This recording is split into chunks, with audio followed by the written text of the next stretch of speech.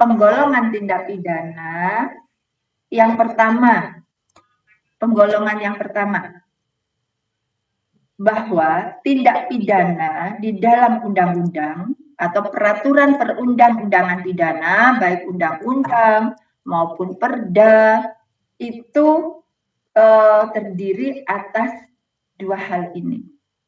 Yang pertama, penggolongannya itu antara kejahatan dan pelanggaran. Jadi tindak pidana itu ada yang ditetapkan sebagai kejahatan atau dirumuskan sebagai kejahatan, ada pula yang dirumuskan sebagai pelanggaran.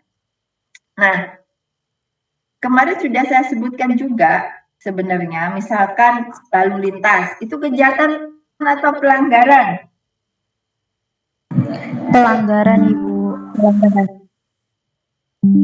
Kenapa pelanggaran? Pelanggaran. Mengapa disebut pelanggaran? Karena sudah ada undang-undangnya, Ibu. Kalau nggak ada undang-undangnya,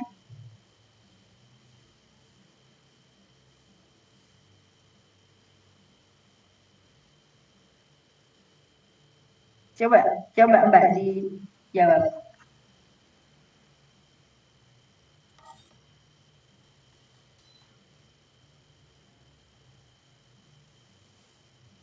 Bagaimana yang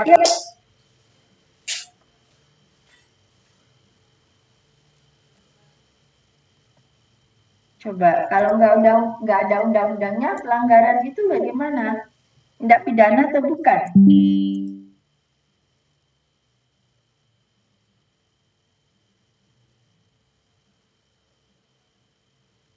Kejahatan, untuk kejahatan itu disebut sebagai delik hukum atau strafwaardig. Kenapa disebut sebagai strafwaardig? Itu juga harus dijelaskan. Pelanggaran disebut sebagai delik undang-undang. Mengapa disebut sebagai delik undang-undang? Itu pasti juga harus dijelaskan.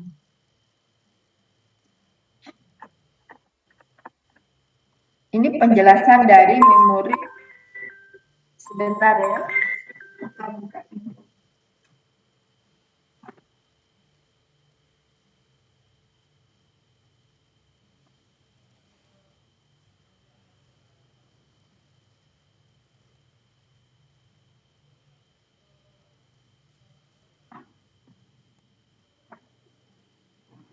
Oke, saya lanjutkan.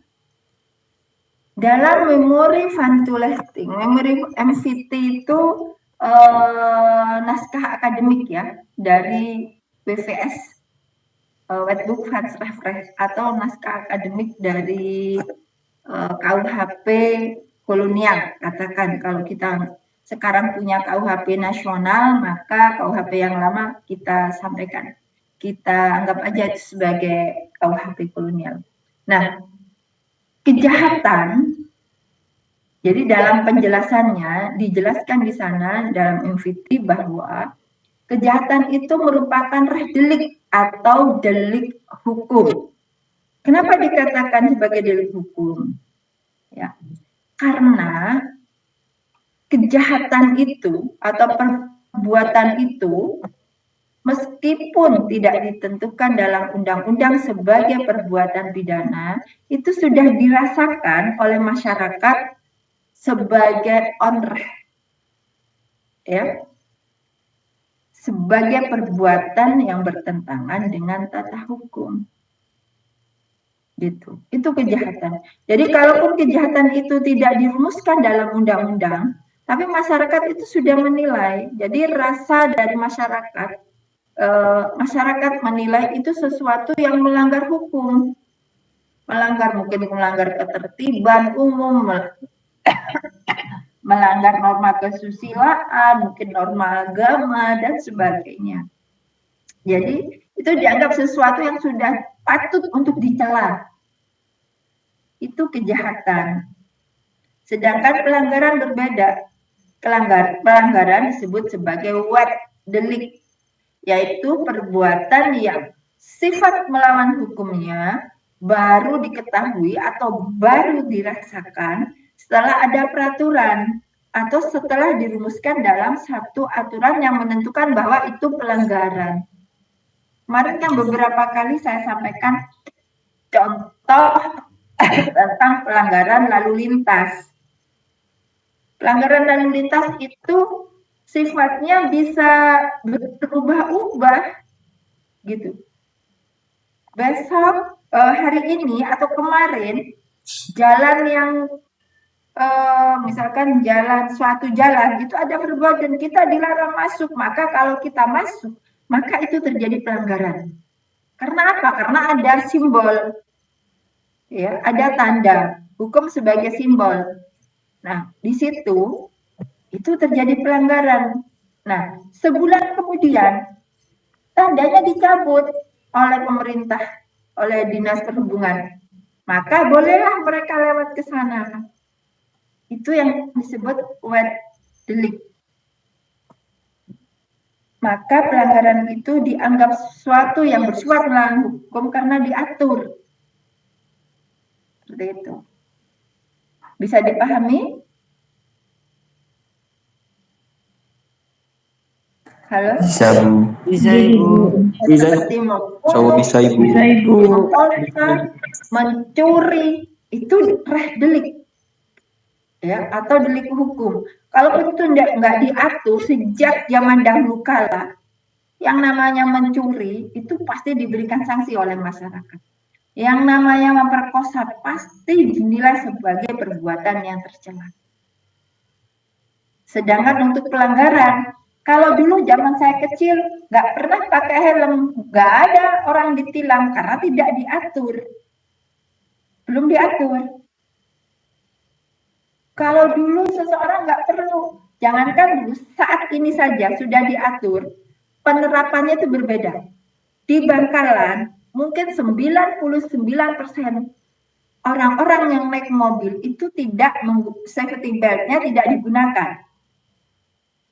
Padahal itu pelanggaran. Sedangkan di Surabaya, begitu kita masuk Suramadu, pasang safety belt-nya. Kenapa? Karena takut ditilang. Sedangkan di Bangkalan itu tidak berlaku. Padahal itu sama loh di wilayah Republik Indonesia. Tetapi itu tadi kalau perbedaan seperti itu kita berbicara tentang penegakan hukumnya. Tapi di sini kita akan berbicara sebenarnya segala sesuatunya itu apakah ini kejahatan atau pelanggaran itu di sana. Kalau pelanggaran itu selama belum diatur di dalam undang-undang itu bukan sesuatu yang bersifat melawan hukum. Sedangkan kalau kejahatan, kalaupun tidak diatur, masyarakat itu sudah menilai itu sebagai perbuatan yang tercela. Gitu. Bisa dipahami? Bisa, Ibu. Ya, oke. Iya, Kemudian yang kedua, penggolongan delik formil dan delik material. Apa itu delik formil? Delik formil itu bisa kalian baca di sini. Yang dilarang itu perbuatannya. Ya. Jadi dalam perumusan delik, dalam perumusan tindak pidananya di dalam undang-undang itu dititik beratkan pada perbuatannya yang dilarang. Bukan akibatnya, tapi perbuatannya. Nah ya, saya nggak bawa, sebentar saya ambilkan KUHP.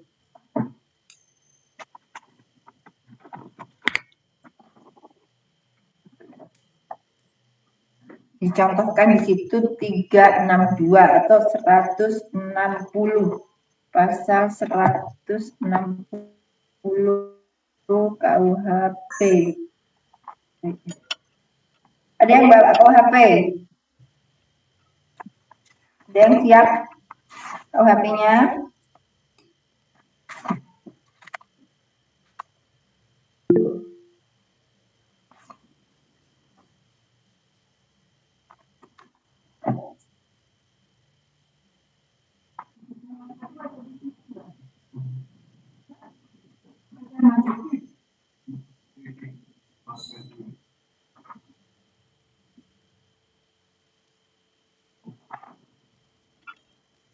Ya, saya bacakan pasal 160 KUHP. Apa isinya pasal 160 itu?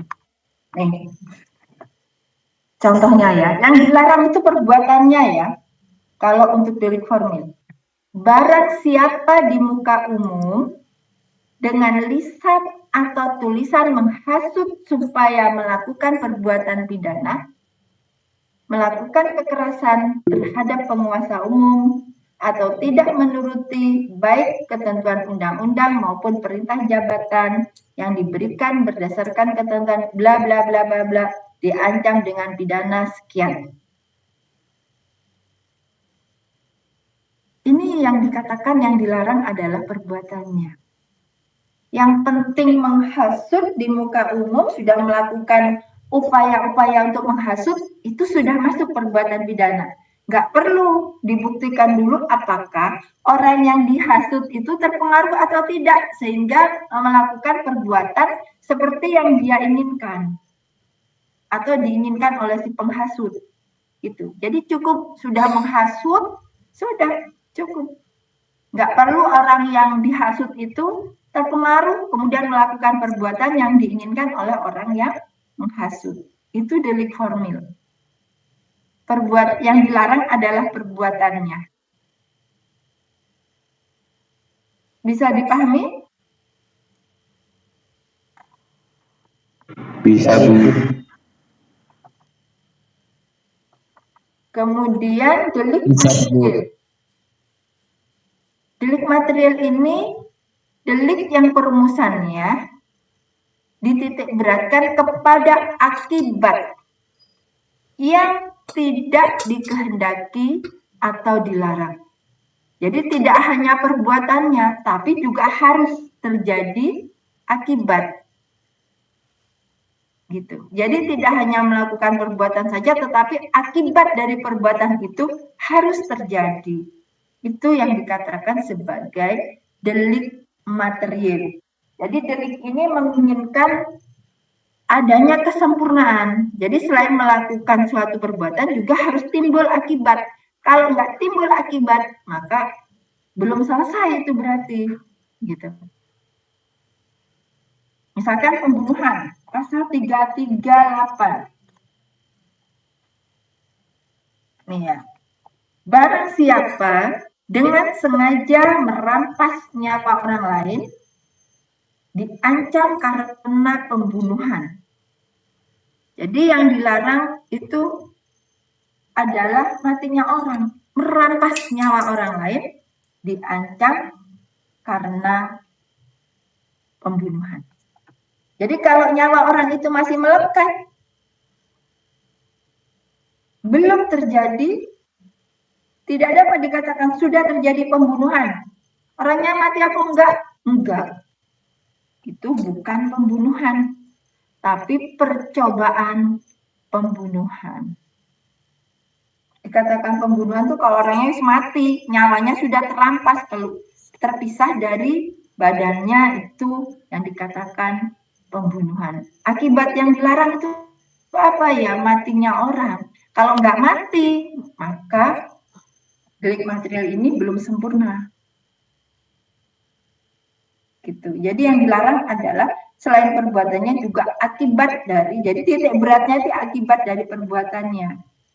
Sedangkan delik formil dititik beratkan pada perbuatannya yang dilarang, menghasut, kemudian mencemarkan nama baik, memfitnah.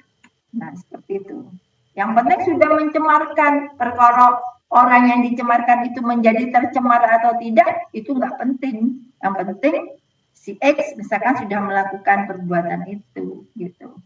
Sedangkan delik material harus terjadi akibatnya, karena itu yang dikehendaki oleh pembuat undang-undang.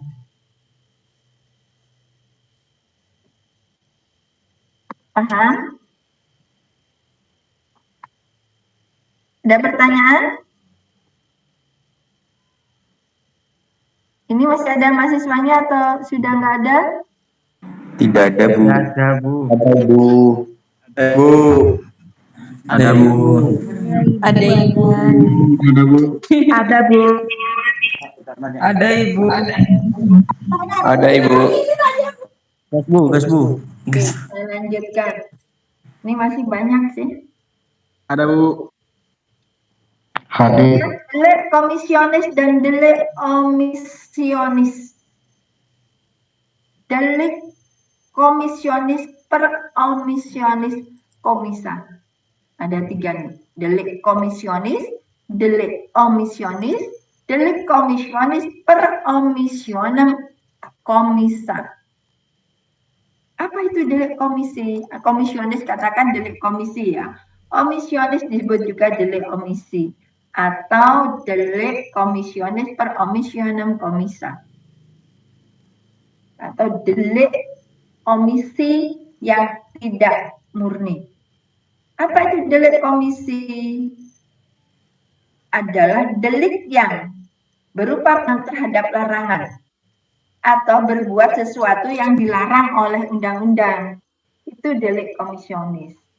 Yang melakukan pencurian, penipuan, penggelapan, itu delik komisionis.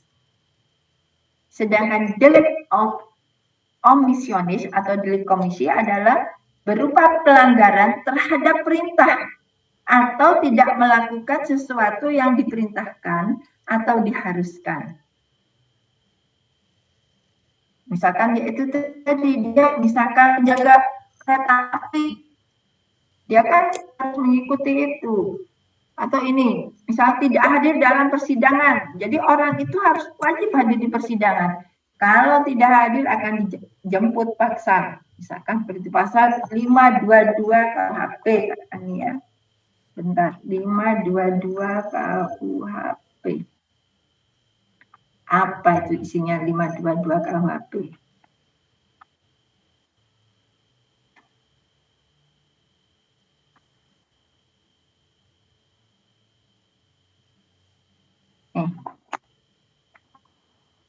Barang siapa menurut undang-undang dipanggil sebagai saksi, ahli, atau juru bahasa, tidak datang secara melawan hukum, diancam dengan pidana denda paling banyak sekian misalnya.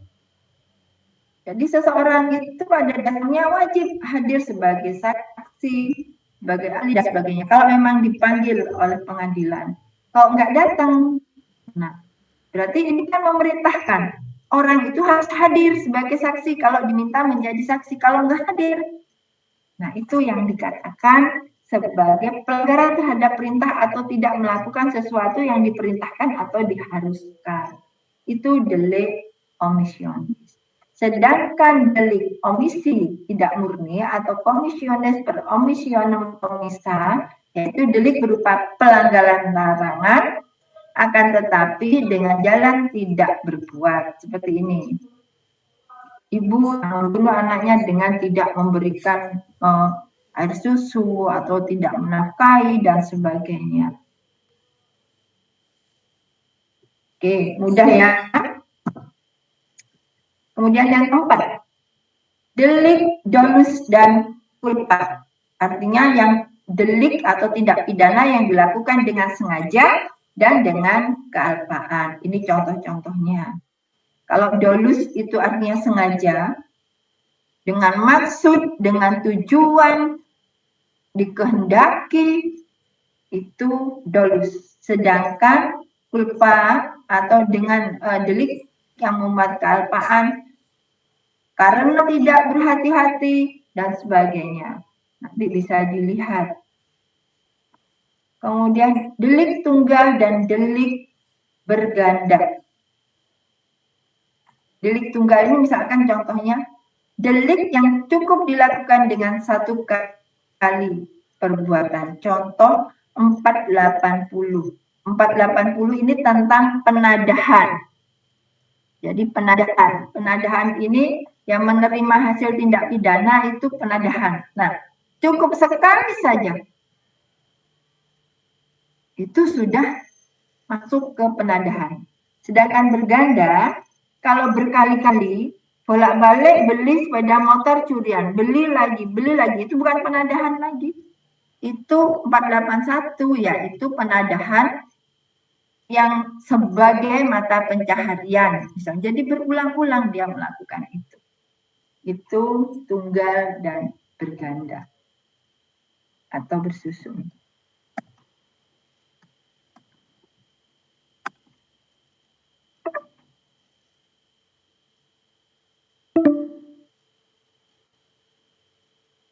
Ada pertanyaan?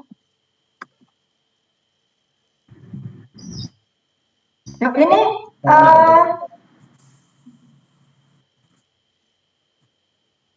akan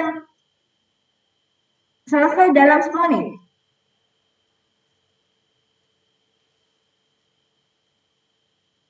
Saya dapat peringatan. Zar. Iya, Bu. Jadi 10 menit ini akan berakhir dengan sendirinya. Iya. Iya, karena itu ya, ini bukan pakai email fakultas, bukan. Pakai itu, Bu. Pakai apa sih namanya? Bu. Kenapa ya? Iya, Ibu. Ini belum berlangganan Ibu. Yang Masih gratisan. Zar, Bu. Ya begitulah, Bu. Orang gratisan. Ya sudah, ini terakhir 32. Nanti minggu depan, Senin depan akan saya umumkan lebih lanjut ya di minggu malam ya, apakah kita kuliah pagi atau malam, karena di situ saya ada rapat ya. Baik, ya Bu. Atau mau kuliah sore enggak? Yo. Online Agak malam. Mana ada, Bu? Banyak kegiatan, Bu. Malam sih. oh Enggak Bu. ya Malam wis aja, gampang Bu. lah ya, besok aja. Apa katanya hari Minggu ya? Baik, Ibu. Ya, Bu. Ini yang terakhir, delik aduan dan delik absolut. Siap, Intinya Bu. seperti ini. Delik absolut itu penuntutannya dapat dilakukan tanpa adanya pengaduan dari korban. Artinya yang melapor itu tidak harus korban. Jadi siapapun boleh, misalkan terjadi kecelakaan, terjadi pencurian, terjadi yang lain-lain gitu. Apapun kejahatan, copet, kemudian ada orang yang dianiaya dan sebagainya, itu delik absolut. Siapapun boleh, Pak, di sana ada kebakaran, di sana ada orang yang bla bla bla bla bla dan sebagainya misalkan.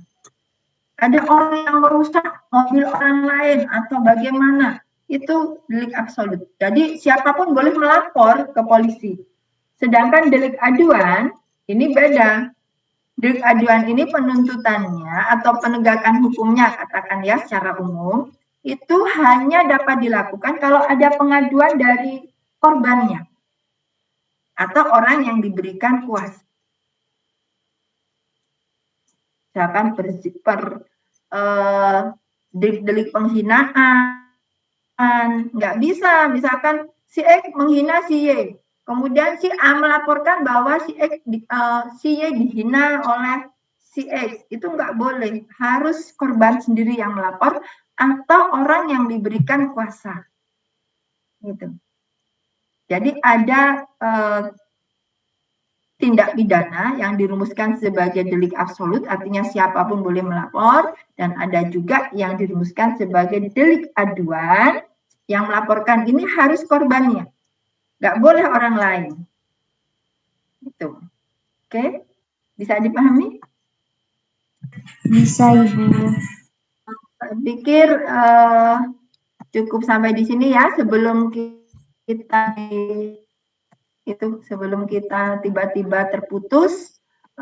Terima kasih untuk sudah hadir di malam ini 91 orang. Ketua kelas, masing-masing ketua kelas mohon untuk memfoto ya atau mencatat ini siapa, karena saya nggak bisa. Nah, ini kan ada nama-namanya, tapi saya nggak tahu ini kelas A apa kelas B apa kelas C, itu masalahnya. Tapi nggak apa-apa deh, kita anggap aja masuk semua. Yang ya sudahlah, yang penting saya sudah berusaha untuk transfer ilmu pada kalian sehingga saya tidak seperti orang yang punya hutang banyak gitu. Ya, oke. Terima kasih atas kehadirannya pada malam hari ini.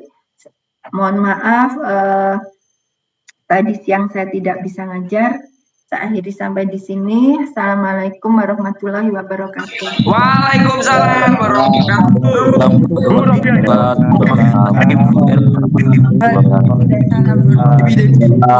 Dipelajari ya, dipelajari poinnya. Siap, Bu. Siap, Ibu. Siap, Ibu. Siap, Ibu.